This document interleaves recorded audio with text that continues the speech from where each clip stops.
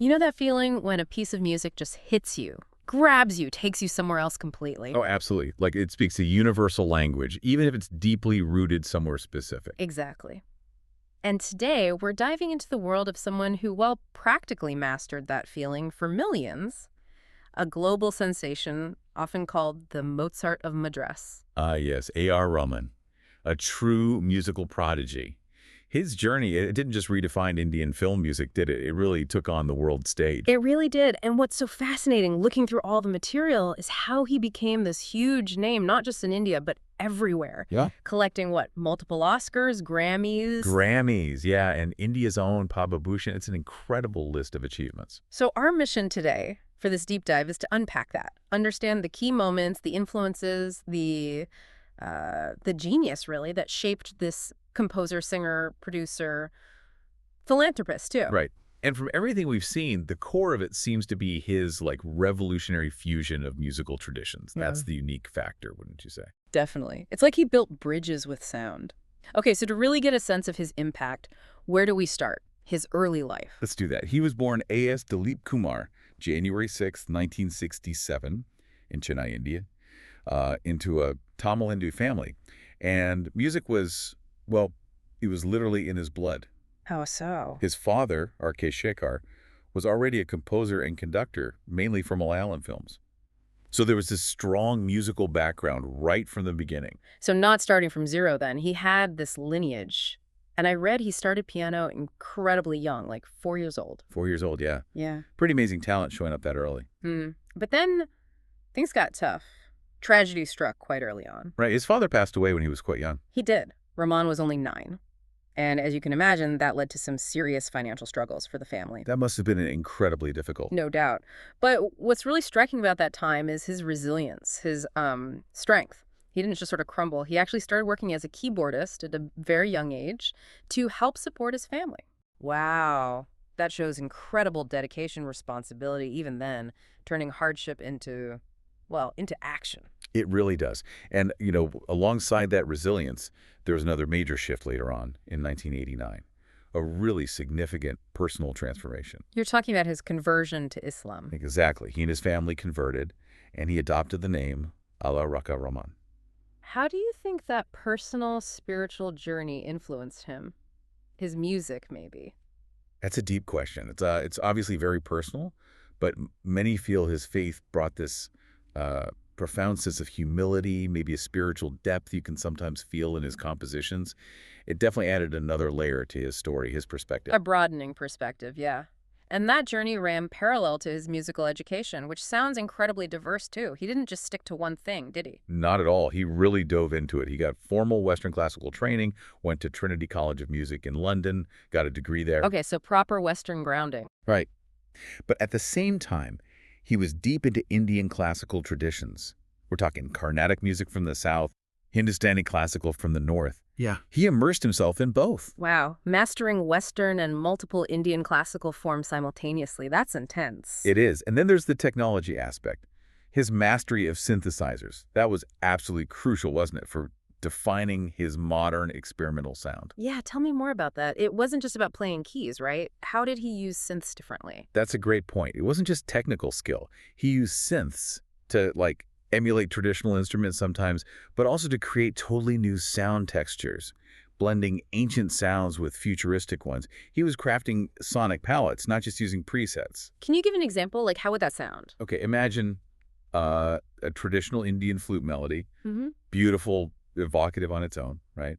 Then Rahman weaves it into this modern, maybe pulsing electronic beat, adds layers of synth pads. Suddenly it has this incredible cinematic energy, something completely fresh, but still rooted. That juxtaposition, that was his genius. Okay, I can hear that. So this mix Indian roots, Western discipline, cutting-edge electronics that became his foundation. That's what set him apart early on. Absolutely. It was the bedrock for everything that followed. So how did all that training and experimentation translate into, his big break?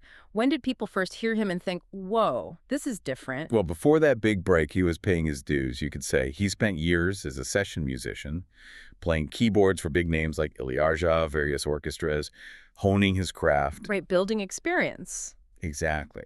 And interestingly, he was also composing jingles for ads. Hmm. Lots of them. Which sounds small, maybe, but it taught him how to craft really catchy, memorable tunes quickly. Essential skill. Ha! Yeah, I bet. So the jingles were like a training ground, too. In a way, yes. But then came 1992, the pivotal moment. Filmmaker Mani Ratnam approached him. For the film Roja. That's the one. Mani Ratnam offered him the chance to compose the entire score for Roja, a Tamil film. And the result, well, it was monumental. Monumental how? Just a hit. Oh, way more than just a hit. The Roja soundtrack was a massive phenomenon. Before Roja, Indian film music often felt distinctly traditional or distinctly Western, Rahman just obliterated that line. How did he do that, specifically in Roja? Well, take a track like Chinna Chinna Asai. He took a folk rhythm, something very rooted, but blended it seamlessly with electronic drums, lush orchestral strings. Felt ancient and totally modern at the same time. It wasn't just sticking sounds together, it felt organic, integrated. That sounds incredible, like nothing else before it. Pretty much. And get this, the ultimate proof. Time magazine included the Roja soundtrack in its list of the 10 best soundtracks of all time. Seriously, for his debut film score. Seriously. Yeah. That wasn't just breaking into the Indian industry. That was a global statement right out of the gate. Incredible. Wow. To get that kind of international recognition immediately, that's extraordinary. No wonder his career just took off after that. Took off is an understatement. Mm-hmm. After Roja, his rise was, well, meteoric. He instantly became one of India's most sought-after music directors. Yeah. Everyone wanted that Rahman sound. And that signature style, that blend we talked about, Indian classical, folk electronic, world music, Western hints that became his trademark. Absolutely. You could just hear it was an A.R. Rahman track. The melodic phrasing, the complex rhythms, those lush layered arrangements. Unmistakable. And the films themselves, his scores weren't just background music. They became the films in many ways. You think of Bombay. 1995? Classic. Dil Se in 98, Tal in 99. Huge hits. Laglan in 2001, Oscar-nominated film, amazing score. Guru in 2007, Rockstar 2011, the list goes on.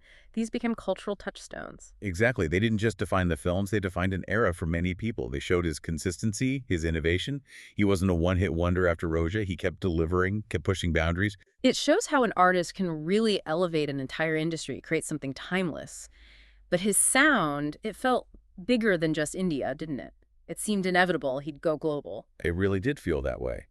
And the expansion onto the international stage felt quite natural, really. It started picking up pace through collaborations. What were some of the key moments there? Well, a really significant early one was back in 1997. He composed the official theme, Vande Mataram, for the 50th anniversary of India's independence. I remember that. It was huge. It was massive. It wasn't just a song. It felt like a new kind of national anthem, Yeah. patriotic, but with this modern, globally appealing sound. It really put him on that national stage in a big way. And then he ventured into theater. That seems like a different challenge altogether. Yeah, whole different beast. In 2002, he composed the music for Andrew Lloyd Webber's West End musical, Bombay Dreams. Working with Andrew Lloyd Webber. Wow. That's a huge platform. Absolutely massive. It showed his versatility, adapting his style for stage musicals.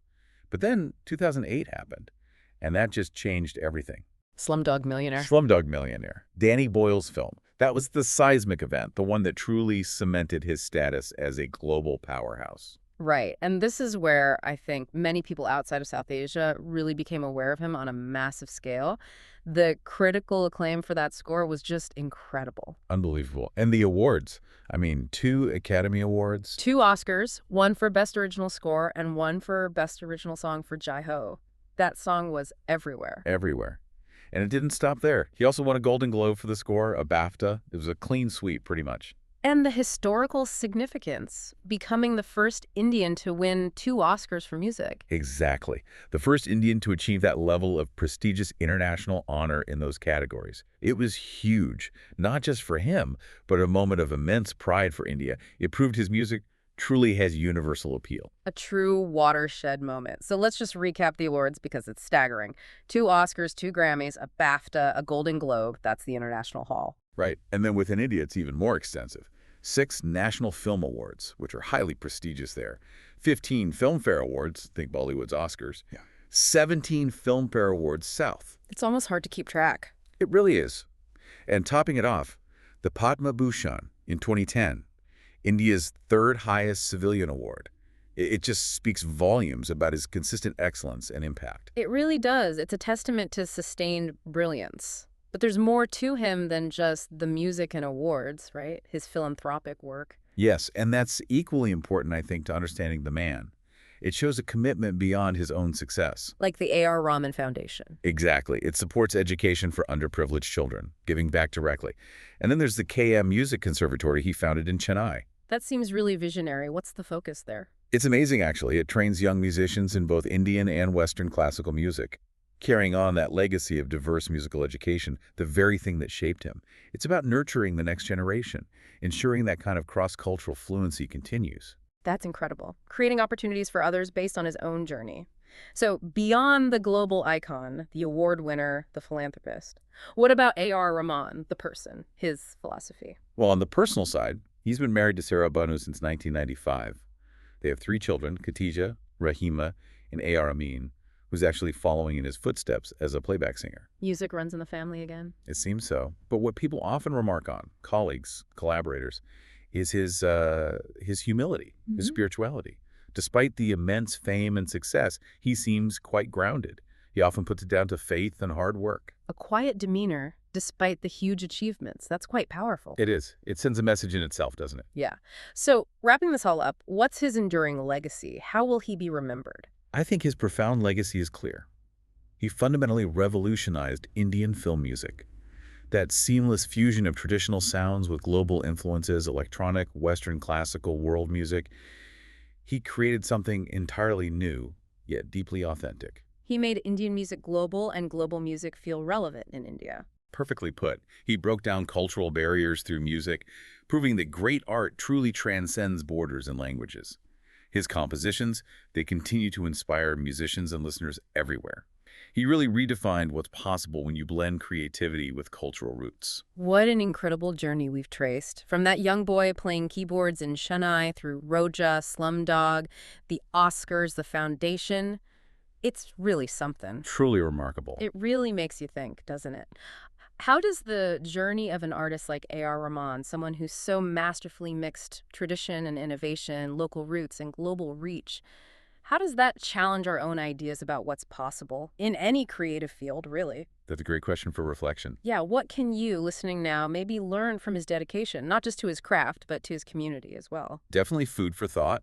And in the meantime, we absolutely encourage you to dive into his music if you haven't already, or maybe revisit some favorites. Maybe start with Roja or Slumdog Millionaire, like we mentioned, or explore something like Lagan or Tal. Yeah, just experience that unique sound for yourself. The impact is undeniable.